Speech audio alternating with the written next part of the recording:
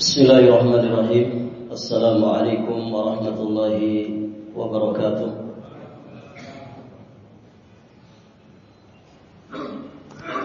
Alhamdulillahi rabbil alamin. Wabihi nasta'in ala umuri dunya waddin.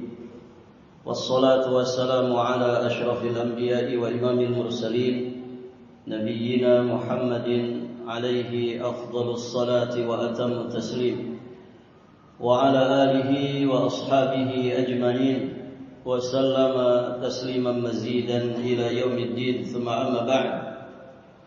Allahumma inna nas'aluka ilman nafi'an wa na'udzu bika min ilmin la yanfa'. Para hadirin jamaah salat maghrib dan salat isya rahimani wa rahimakumullah. Alhamdulillah, kita bersyukur kepada Allah Subhanahu wa taala. Pada malam hari ini kita sudah masuk di 10 terakhir dari bulan Muharram 1448 Hijriah. Insyaallah taala kita akan melanjutkan pelajaran kita masih di pembahasan Fadlul Wudu'i 'alal Makarih. Keutamaan berwudu ketika wudu itu terasa berat. Hadis dan juga penjelasan secara ijmali sudah kita bahas. Berikutnya muallif hafizahullah taala menjelaskan tentang fawaidul hadis, intisari faidah dari hadis yang mulia ini. Yang pertama, beliau sampaikan hadis ini menjelaskan kepada kita tentang perhatian syariat dengan memvariasikan sarana dan juga cara untuk meraih ampunan Allah Subhanahu wa taala. Banyaknya wasail, banyaknya sarana untuk meraih ampunan Allah, ini sejatinya merupakan bukti kasih sayang Allah Subhanahu wa taala yang sangat besar kepada para hamba-Nya. Tentunya kasih sayang Allah ini tidak boleh disia-siakan. Banyak manusia ketika dia disayangi, kemudian dia tidak mau disayangi. Dalam kehidupan dunia saja sesama manusia, orang itu biasanya akan merasa tidak nyaman ketika dia menyayangi satu sosok, tapi yang disayanginya ini tidak mau disayangi. Bapak jor-joran misalkan sayang ke istri, tapi istri malah sayang ke suami orang. Kira-kira gimana, Pak? Hadirin jamaah yang dirahmati Allah. Itu sesama manusia. Orang bisa murka, orang bisa marah. Orang bisa balik sebel kepada kita saat kita disayangi, tapi kitanya enggak mau disayang. Enggak mau disayangi orang. Walillah al-matsalul a'la. Maka bagaimana dengan kasih sayang Allah yang tak terbatas itu? Betapa besarnya kasih sayang Allah kepada para hamba-Nya. Namun ada sebagian hamba Allah itu yang ketika disayang-sayang sama Allah, dia tidak mau disayang. Kalau orang itu tidak mau disayang sama Allah, terus kasih sayang siapa lagi yang kemudian bisa membahagiakan dan menyelamatkan dirinya? Maka hadirin jamaah yang dirahmati Allah, terbuka lebarnya pintu-pintu ampunan Allah. Banyaknya jalan-jalan yang mengantarkan kita kepada ampunan Allah, tidak boleh disia-siakan. Nah, salah satu di antaranya adalah al-wudu 'alal makarih. Berwudu saat wudu itu terasa berat. Laksanakan, kerjakan, perjuangkan. Karena sejatinya itu wasilah untuk kita mendapatkan ampunan. Kemudian yang kedua, badlun nushi, menebarkan nasihat, termasuk kepada orang yang tidak memintanya. Sebagaimana nasihat itu ditebarkan oleh Nabi sallallahu alaihi wasallam di dalam hadis yang mulia ini. hak sesama muslim idastansahaka fansahhu. Apabila seorang muslim itu minta nasihat kepada kita, maka hak bagi dirinya yang menjadi kewajiban kita adalah memberikan nasihat atas permintaannya. Namun ternyata hadirin jamaah yang dirahmati Allah, kita sangat dianjurkan memberi nasihat walaupun nasihat itu tidak diminta. Ketika ada peluang memberi nasihat, berikan nasihat itu. Karena orang yang menebarkan nasihat sama saja dia menebarkan kebahagiaan, menebarkan keselamatan dan kedamaian bagi manusia. Hadirin jamaah yang dirahmati Allah. Dan orang-orang yang menebarkan nasihat sejatinya dia sedang menebarkan agama. Ad-dinun nasihah. Ya, kata Nabi SAW, agama ini isinya dari awal sampai akhir sejatinya adalah nasihat. Dan orang yang menebarkan nasihat juga akan selamat dari yang namanya kerugian. Ketika Allah Subhanahu wa taala menegaskan bahwa manusia semuanya merugi. Wal asri innal insana lafi khusrin. Kemudian Allah kecualikan 4 golongan manusia yang selamat dari kerugian. Di antaranya illal ladzina amanu wa amilus solihati wa tawassaw bil haqqi wa tawassaw bis sabr. Kecuali orang-orang yang beriman, orang-orang yang beramal saleh, orang-orang yang tawassaw, saling nasihat menasehati, saling wasiat mewasiati dengan kebenaran dan kesabaran. Nah, itulah namanya nasihat. Menebarkan nasihat, hadirin jamaah yang dirahmati Allah, akan menyelamatkan kita dari kerugian.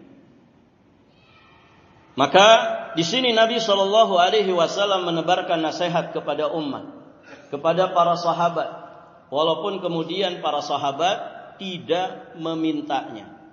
Nabi datang dengan konteks pertanyaan. Ala adullukum ala ma yamhullahu bihil khataya wa yarfa' ad-darajat wa yarfa'u bihid darajat. Mau enggak kalian aku tunjukkan kepada kalian perkara yang bisa menghapuskan kesalahan-kesalahan kalian dengannya, juga mengangkat derajat-derajat kalian dengannya. Nah, ini artinya tidak diminta tapi Nabi menawarkan.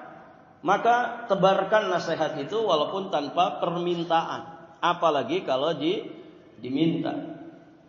Baik, hadirin jamaah yang dirahmati Allah. Kemudian di sini beliau sampaikan, meskipun nasihat beliau itu dari wahyu, tapi ketika wahyu itu disampaikan dalam konteks menebarkan nasihat, kita pun jadi tahu bahwa nasihat itu sangat diperhatikan dan dianjurkan oleh syariat. Karena nasihat yang benar itu pasti nasihat yang bersumber dari Al-Quran dan Sunnah. Hadirin jamaah yang dirahmati Allah, menebarkan Al-Quran dan As-Sunnah berarti menebarkan wahyu dari Allah. Menebarkan wahyu dari Allah berarti kita sedang menebarkan pedoman kehidupan manusia yang akan menyelamatkan mereka lahir batinnya, dunia sampai akhiratnya. Kemudian pelajaran ketiga yang beliau sampaikan, keutamaan mentaati Allah dengan melaksanakan amal ibadah yang memiliki keutamaan. Jadi orang yang taat kepada Allah pasti akan mendapatkan banyak sekali fadilah. Demikian pula keutamaan bersabar, menanggung kesulitan dalam menjalankannya jika kesulitan tersebut datang dengan sendirinya, bukan kesulitan yang sengaja dibuat-buat sendiri. Ya, seperti kesulitan yang dibuat-buat oleh orang-orang bodoh, oleh orang-orang yang jahil, para pengikut hawa nafsu yang tidak puas dengan sunnah Rasul sallallahu alaihi wasallam. Rasul mengajarkan seperti ini, kemudian mereka menganggap sepertinya kurang update. Sepertinya apa yang diajarkan Nabi ini kurang relevan dengan perkembangan zaman. Akhirnya mereka otak-atik. Mereka membuat ajaran Islam ini menjadi ribet. Begitu ya. menjadi susah, menjadi sesuatu yang tidak lagi mengandung hikmah. Padahal hadirin jamaah yang dirahmati Allah, Nabi sudah menegaskan, ad-dinu yusrun. Agama ini agama yang mudah. Mudah untuk diyakini, mudah untuk diucapkan, mudah untuk diamalkan. Karena Allah tidak mungkin menurunkan syariat yang di luar batas kemampuan manusia. Kalau Allah menurunkan agama ini dan agama ini berat dijalankan oleh manusia, ini namanya kezaliman. Dan tidak mungkin, mustahil Allah itu zalim.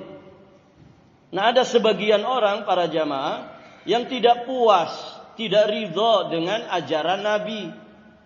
Sehingga versinya dia, ini ajaran Nabi ini harus direvisi, harus dimodifikasi, supaya relevan dengan perkembangan zaman, relevan dengan kondisi umat. Seolah-olah dia yang lebih mengerti tentang keadaan manusia. Para jamaah, agama ini kan wahyu dari Allah, pencipta manusia. Tidak mungkin wahyu itu basi, tidak mungkin. Kalau wahyu dari Allah itu basi, berlaku untuk saat ini, tapi 5 tahun ke depan sudah tidak berlaku, ini namanya kezaliman. Syariat Nabi Muhammad itu syariat penutup. Wahyu yang beliau terima itu wahyu yang paripurna, sempurna. Tidak butuh lagi pengurangan, tidak butuh lagi penambahan. Maka jangan diotak-atik lagi. Jangan ditambah-tambahi lagi, jangan dikurang-kurangi lagi. Ya, rumusnya ATM saja. Apa ATM, Pak? Amati, tiru, manut. Itu saja. Diamati itu maksudnya dipelajari dengan saksama. Amati, tiru itu praktekkan sesuai dengan apa yang datang ilmunya dari Allah dan Rasulnya. Kemudian manut, tidak usah dimodifikasi. Siapa kita kemudian memodifikasi ajaran Nabi? Apa kita lebih hebat dari Nabi? Lebih beriman, lebih berilmu daripada Nabi? Mustahil itu. Jadi manut saja, konsisten, ajak dengan sunnah Nabi.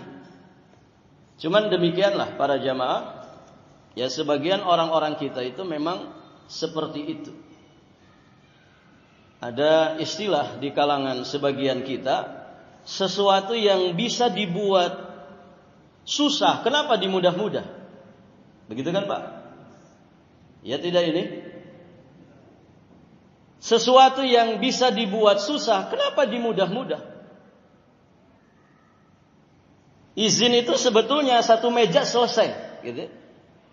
Tapi kalau bisa dibuat susah, ya kita bikin 10 meja.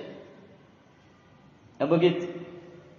Hadirin jamaah yang dirahmati Allah. Kalau itu urusan dunia tidak masalah, urusan dunia. Tapi kalau kemudian menyusah-nyusahkan diri itu dalam urusan agama, ini yang masalah besar. Hadirin jamaah yang dirahmati Allah. Dan itulah sebagian orang tidak ridho, tidak puas dengan sunnah dan ajaran dari Nabi Sallallahu Alaihi Wasallam. Waliyadzubillah. Maka hadirin jamaah yang dirahmati Allah, kita sabar menanggung kesulitan dan menjalankan kesulitan di dalam mentaati Allah. Selama kesulitan itu datang dengan sendirinya, natural, sunnatullah, bukan kesulitan yang sengaja dan dibuat-buat sendiri. Kita mesti tahammul, ya bersabar-sabar, menahan diri, berjuang dan juga berkorban, ajak istiqamah melakukan ketaatan.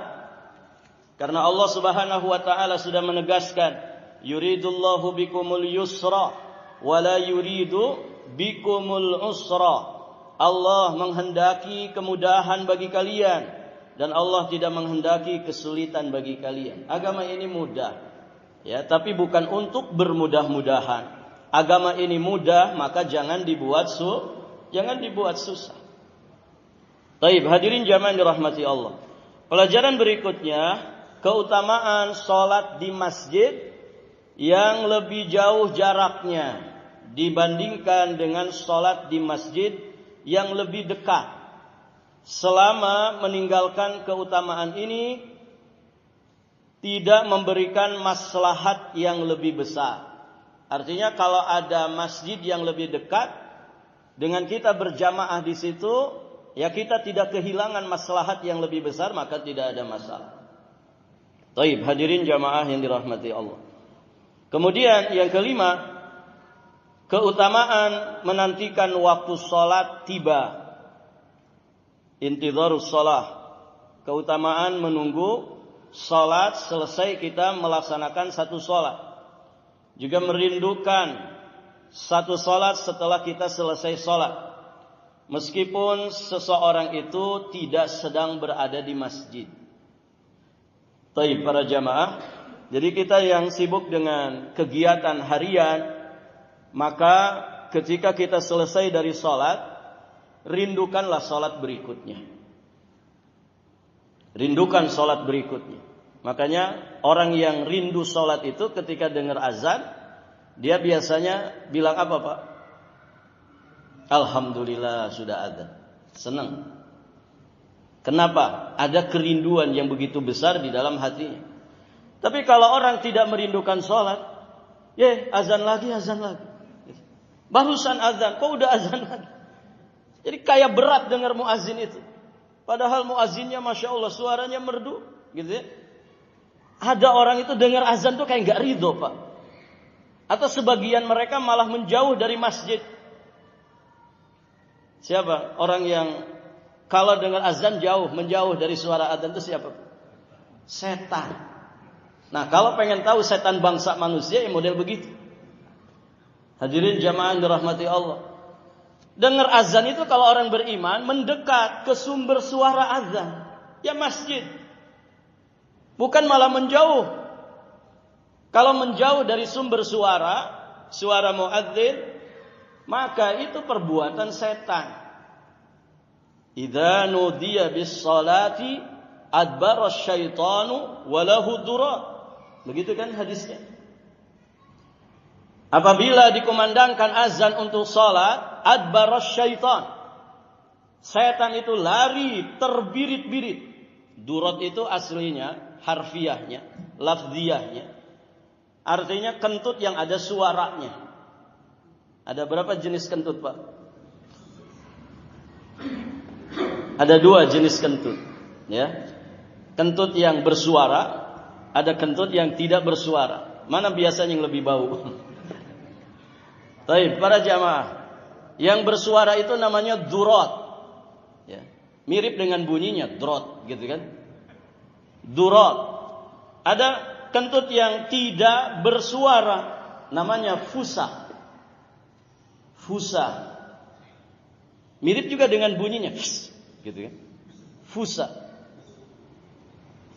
Nah itu setan tuh lari kalau dengar azan, walau durat. Lari terbirit-birit, lari terkentut-kentut. Kenapa? Panas dia dengar azan. Makanya orang kalau ngadain acara gamelan, tarian, atau apapun itu acara yang dia bekerja sama dengan setan dari bangsa jin, itu biasanya dia tidak mau kalau melakukan acara tersebut dekat-dekat waktu azan. Gak mau Pak. Saya pernah ngobrol langsung dengan mantan-mantan begitu. Kami gak mau. Kenapa? Setannya gak bisa masuk. Kalau dengar azan, setannya lepas. Kenapa? Karena mereka nggak suka suara azan. Mereka akan lari menjauh sampai suara azan itu nggak kedengaran. Nah nanti selesai azan mereka datang lagi. Untuk apa mereka datang lagi? Jelas menggoda. Yang sedang qabliyah digoda, diwaswasi. Yang sedang menunggu iqamat digoda, diwaswasi. Yang sedang berzikir, yang sedang berdoa, diwaswasi, digoda. Hadirin jamaah yang dirahmati Allah, supaya mereka tidak beramal, atau kalaupun beramal tidak khusyuk di dalam amalnya. Pokoknya dia tidak ridho ada orang yang menggunakan waktu antara azan dan iqamat. Sampai nanti dikumandangkan iqamat, mereka akan lari lagi terbirit-birit. Selesai dikumandangkan iqamat, mereka datang lagi menggoda orang-orang yang sedang sholat. Ya, makanya pantas kalau ada orang itu sholat, yang diingat takbiratul ihram sama salam saja. Tiba-tiba sudah salam. Padahal 4 rakaat, bacaannya panjang. Pernah begitu, Pak?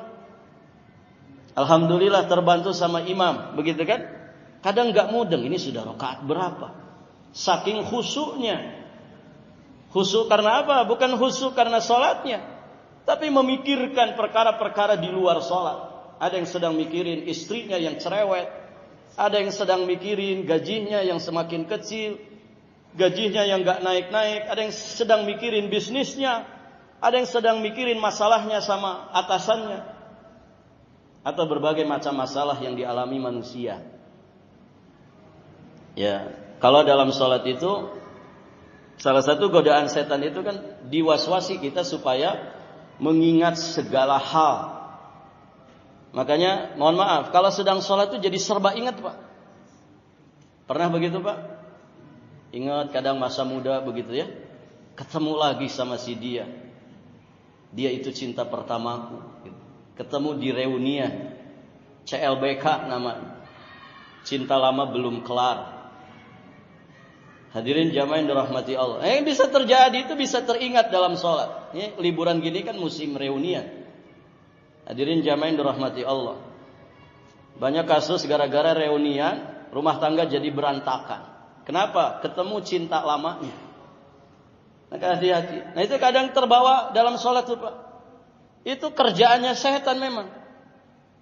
Udkur kada, lima lam yakun yadhkur. Coba kamu ingat ini, coba kamu ingat itu. Perkara-perkara yang sebelum dia sholat tidak ingat. Di dalam sholat jadi serba ingat. Nah itu salah satu waswasah dari syaitan. Jadi luar biasa. Menegakkan sholat itu perjuangan besar para jamaah. Kita bisa khusyuk dari semenjak takbiratul ihram sampai salam. Itu pencapaian yang luar biasa.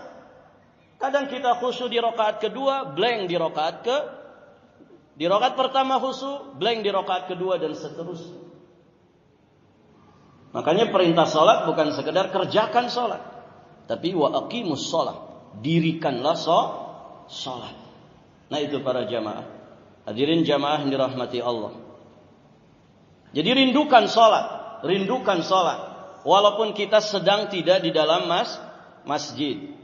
Sebab menunggu waktu salat itu dapat terrealisasikan dengan kehadiran secara fisik kita di dalam masjid, menunggu satu salat ke salat berikutnya, atau bisa juga dengan amalan hati. Nunggu salat itu bisa dengan amalan hati. Caranya bagaimana? Ya rindukan salat berikutnya. Karena hidup ini sejatinya menunggu waktu salat. Jadi hati kita kalau merindukan salat berikutnya, maknanya berarti kita intidharus shalah. Kita sedang menanti salat berikutnya, merindukan salat berikutnya walaupun dengan hati kita. Dan itu juga sudah menjadi fadilah. Menjadi satu keutamaan yang luar biasa. Ya sebagaimana yang dinyatakan di dalam hadis yang marfu' disandarkan kepada Nabi sallallahu alaihi wasallam dari sahabat yang mulia Abu Hurairah radhiyallahu taala anhu, di mana Nabi pernah menjelaskan tentang 7 orang, sab'atun yudhilluhumullah fi dhillih yauma la dhilla illa dhilluh. 7 golongan manusia yang akan mendapatkan naungan dari Allah pada hari tidak ada naungan kecuali naungan Allah. Salah satu di antara 7 golongan itu siapa para jamaah? Rajulun qalbuhu mu'allaqun bil masajid. Seseorang yang hatinya selalu terikat dengan masjid. Seseorang yang hatinya selalu terikat dengan masjid. Ada ikatan batin yang tidak bisa dilepas begitu saja. Merindukan salat berikutnya, merindukan masjid, merindukan berjamaah bersama dengan imam. Masya Allah. Hadirin jamaah yang dirahmati Allah, Itu amalan hati yang luar biasa. Dan itu masuk kategori intidharus shalah ba'da shalah. Menanti, menunggu sholat, merindukan sholat setelah kita selesai dari satu sholat. Dan itu harus ada. Kita ini kan tidak bisa 24 jam di masjid, Pak. Orang yang rumahnya dekat masjid saja, tinggal di lingkungan masjid, kan tidak 24 jam di masjid. Tapi hati kita ini bisa terikat terus dengan masjid. Caranya, rindukan sholat berikutnya, rindukan jamaah di dalamnya. Rindukan liqa'ul ikhwan, ketemu dengan saudara sesama muslim. Hadirin jamaah yang dirahmati Allah. Rindukan fadilah-fadilah yang banyak. Ya dengan kita sholat berjamaah di masjid. Itu juga sudah merupakan fadilah yang besar. Terakhir beliau sampaikan tingginya kedudukan ribat dan berjihad di jalan Allah Subhanahu wa taala. Ya ribat itu berjaga-jaga di perbatasan wilayah muslim. Resikonya resiko yang sangat besar. Kenapa? Karena kalau datang serangan dari musuh, mereka yang pertama kali akan menghadapi resiko kematian. Hadirin jamaah yang dirahmati Allah. Artinya taruhannya nyawa. Orang yang ribat itu taruhannya nyawa. Maka di dalam amalan jihad yang dikatakan oleh Nabi sallallahu alaihi wasallam sebagai zirwah sinamil Islam. Amalan yang menjadi puncak tertingginya amalan Islam. Nah, ada lagi fadilah dari amalan jihad itu namanya ribat. Berjaga-jaga di wilayah perbatasan kaum muslimin. Resikonya sangat besar dibandingkan mereka yang berada di dalam wilayah kaum muslimin. Mereka yang menjaga wilayah kaum muslimin dari serangan musuh. Mereka yang berjaga, melek matanya. Hadirin jamaah yang dirahmati Allah. Maka mereka memiliki fadilah tersendiri di sisi Allah Subhanahu wa ta'ala. Nah, ternyata keutamaan ribat itu bisa kita dapatkan dengan amalan yang sejatinya mudah diamalkan. Yaitu dengan apa? Dengan berwudu, ya. Di waktu-waktu yang berat bagi kita untuk berwudu, kemudian banyak berjalan ke masjid dan menunggu sholat setelah kita selesai dari satu sholat. Nah, itulah ya fadilahnya seperti orang yang ribat. Hadirin jamaah yang dirahmati Allah, alhamdulillah bab ini berarti selesai. Berikutnya kita masuk di pembahasan fadlul azan. Keutamaan dari azan. Azan itu bahasa Arab. Sebagian lisan orang kita ada yang nyebutnya azan pakai Z. Ada juga yang pakai jim, ajan. Apalagi? Asan, ada yang nyebut asan. Apa? Bang. Bang itu apa?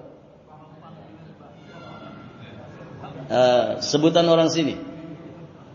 Apa bang? Oh, barakallahu fiik. Iya. Kita punya istilah namanya azan.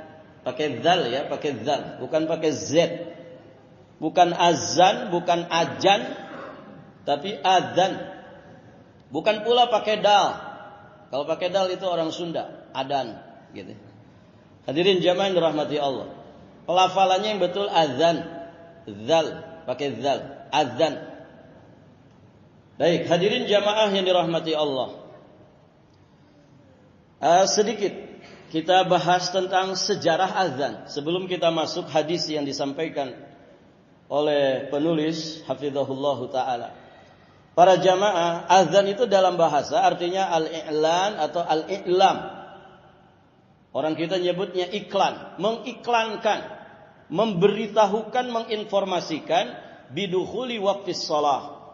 Ya, bahwa waktu salat itu sudah masuk. Itu aslinya azan. Fungsinya azan itu. Mengiklankan kepada manusia kaum muslimin bahwa waktu salat itu sudah masuk. Sehingga para jamaah, kalau azan itu dilakukan sebelum waktunya, maka azan itu tidak sah. Tidak sah. Ada sebagian orang, Ustaz, azan saya panjang karena nafas saya panjang. Saya azan bisa 5 menit dari awal sampai akhir misal. Makanya saya azannya 5 menit sebelum masuk waktu. Jadi ketika selesai azan pas masuk waktu. Boleh nggak Pak? Boleh tidak? Tidak boleh. Kenapa? Karena belum masuk waktu. Belum masuk waktu. Makanya muadzin itu di antara adab menjadi seorang muadzin, ma'rifat awqatis shalah. Dia wajib paham, wajib mengerti tentang batasan-batasan masuknya waktu salat. Karena kalau belum masuk waktunya dia azannya enggak sah. Dan ini madharat, berdampak buruk kepada orang-orang yang memang sholatnya tidak di masjid. Kaum wanita misalkan, kalau tahu sudah azan, dia menyangka waktu sholat sudah masuk, padahal belum masuk. Tiba-tiba dia sholat. Ketika sholat itu dimulai belum masuk waktunya, sholatnya sah enggak? Sholatnya tidak sah. Inna sholata kanat 'alal mu'minina kitaban mawquta. Sesungguhnya salat itu merupakan kewajiban atas orang-orang yang beriman yang telah ditentukan batasan-batasan waktunya. Maka hadirin jamaah dirahmati Allah, ini penting diperhatikan. Baik. Ada kisah tentang sejarah azan ini. Kita nukilkan dari apa yang disampaikan oleh Ibnu Hisham rahimahullahu taala ya di dalam kitab sirahnya. Jadi diceritakan oleh seorang sahabat yang mulia yang bernama Abdullah bin Zaid. Pada saat itu hadirin jamaah yang dirahmati Allah, Nabi Muhammad sallallahu alaihi wasallam beliau sedang mencari-cari cara ya bagaimana kemudian memberitahukan datangnya waktu sholat kepada kaum muslimin. Namun saat itu Nabi belum juga menemukan caranya. Maka pada masa awal-awal hijrah di kota Madinah, orang-orang itu hanya berkumpul di masjid untuk menunggu datangnya waktu sholat. Namun saat waktu sholat itu tiba, tidak ada pemberitahuan apapun. Tidak ada sesuatu yang menandakan bahwa waktu sholat itu sudah masuk. Mereka langsung saja melaksanakan sholat. Jadi kalau ada yang sudah sholat, berarti masuk waktu sholat. Maka mereka berpatokan dengan adanya orang-orang yang sholat di masjid. Taib, hadirin jamaah yang dirahmati Allah. Nah, seiring berjalannya waktu, hadirin jamaah yang dirahmati Allah, ketika ada para sahabat yang kemudian rumahnya itu jauh dari masjid, ada sebagian sahabat yang mungkin sibuk dengan urusan duniawinya, yang di pasar sibuk dengan aktivitas di pasarnya, yang di kebun kurma sibuk dengan aktivitas perkebunan dan pertaniannya. Hadirin jamaah yang dirahmati Allah, kondisi ini menjadikan ya tidak semua sahabat itu kemudian bisa menunggu datangnya waktu sholat di masjid. Maka ini agak merepotkan. Mereka tidak tahu ini di masjid sudah pada sholat atau belum. Yang di pasar, yang di kebun, ya. Orang-orang Mekah itu kan dikenal ahli dagang, kaum muhajirin. Sedangkan kaum Ansar itu dikenal dengan pertaniannya. Mereka sibuk dengan kebun-kebun kurma. Taib, hadirin jamaah yang dirahmati Allah. Maka atas pertimbangan itu akhirnya para sahabat datang kepada Nabi sallallahu alaihi wasallam memberikan usulan supaya dibuat penanda masuknya waktu salat.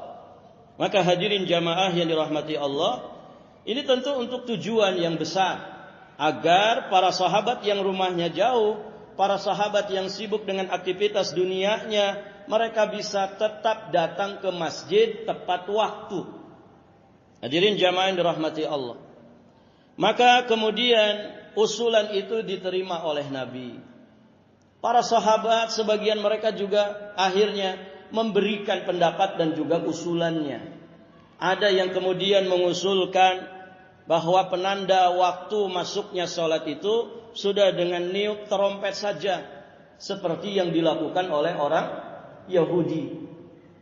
Niup trompet, ya, niup trompet.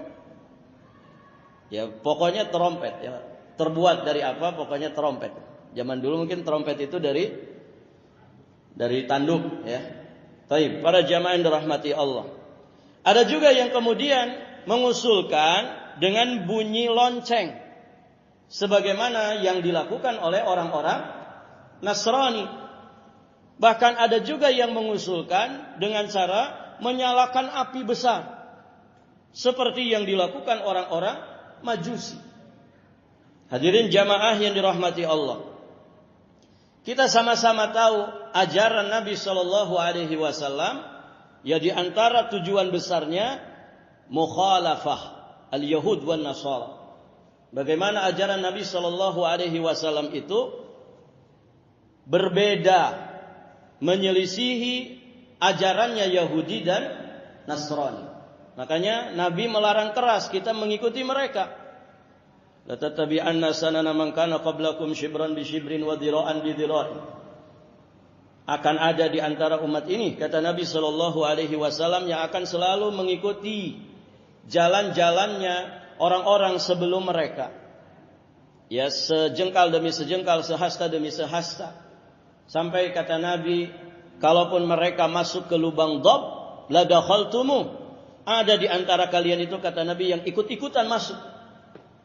Maka para sahabat bertanya, ya, al-Yahud wan Nasara, ya Rasulullah, apakah mereka yang dimaksud itu adalah Yahudi dan Nasrani?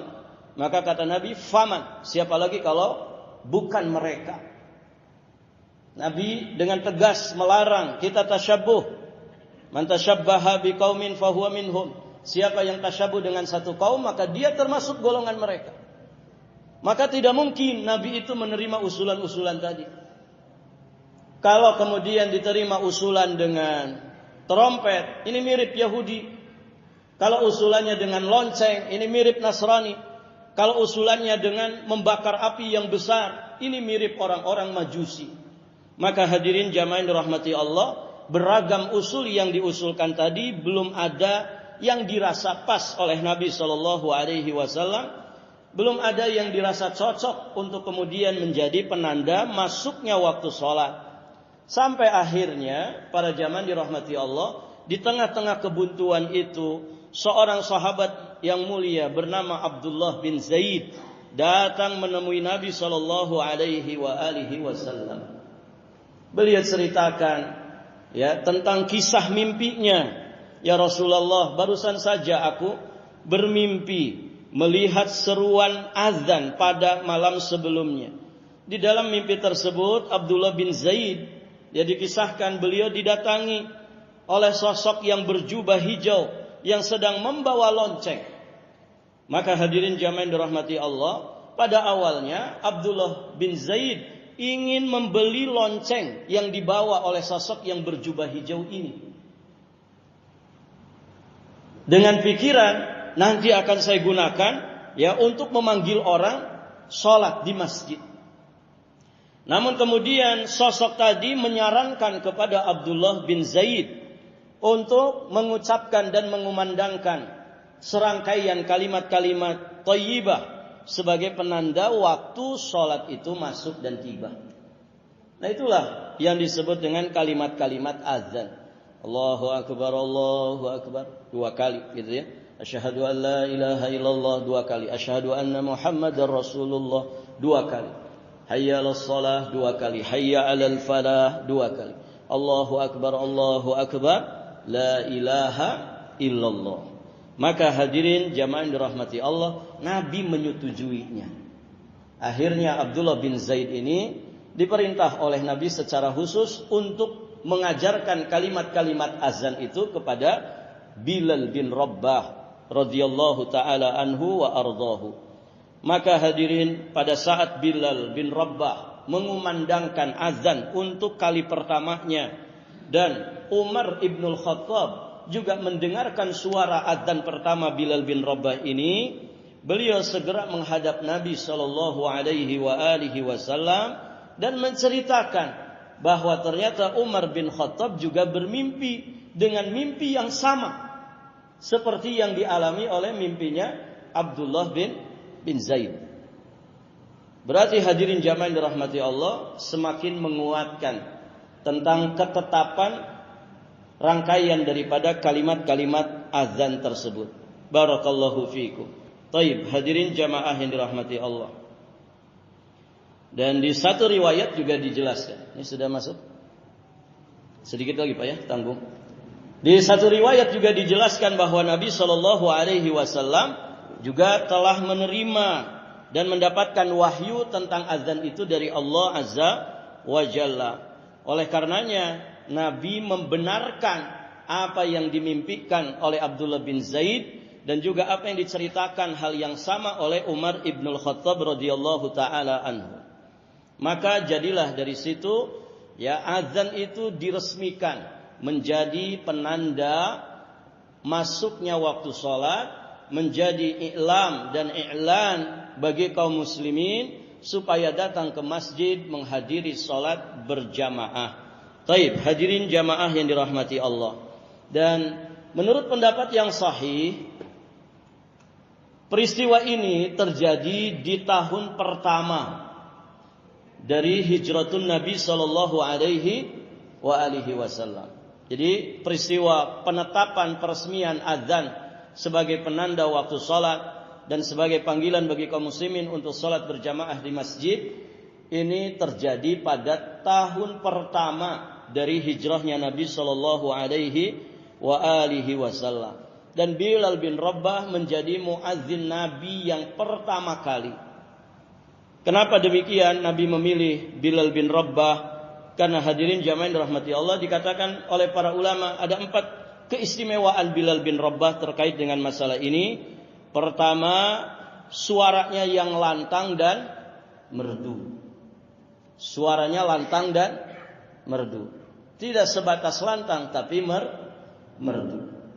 Hadirin jamaah dirahmati Allah. Ya, kalau kakek-kakek suaranya lantang merdu, boleh tidak jadi muadzin? Boleh. Tapi ada enggak kakek-kakek yang begitu? Kadang baru 3/4 sudah ceklek batuk begitu. Hadirin jamaah yang dirahmati Allah. Jadi kriterianya lantang dan merdu. Kemudian para jamaah yang dirahmati Allah, beliau itu orang yang mampu menghayati kalimat-kalimat azan yang dikumandangkannya. Nah ini juga penting para jamaah. Kenapa? Karena orang yang mengumandangkan sesuatu dengan dorongan hati, itu yang dengarnya juga akan sampai ke hatinya. Masya Allah para jamaah. Makanya luar biasa ya. Muazzin itu luar biasa kalau bisa menghayati kalimat-kalimat thayyibah, kalimat-kalimat tauhid, kalimat-kalimat dakwah yang dikumandangkannya bisa diresapi dengan hatinya, itu akan juga sampai kepada hati kaum muslimin. Saya pernah mendapatkan kisah nyata para jamaah dari satu sosok yang awal hijrahnya itu gara-gara dengar azan. Gara-gara dengar azan.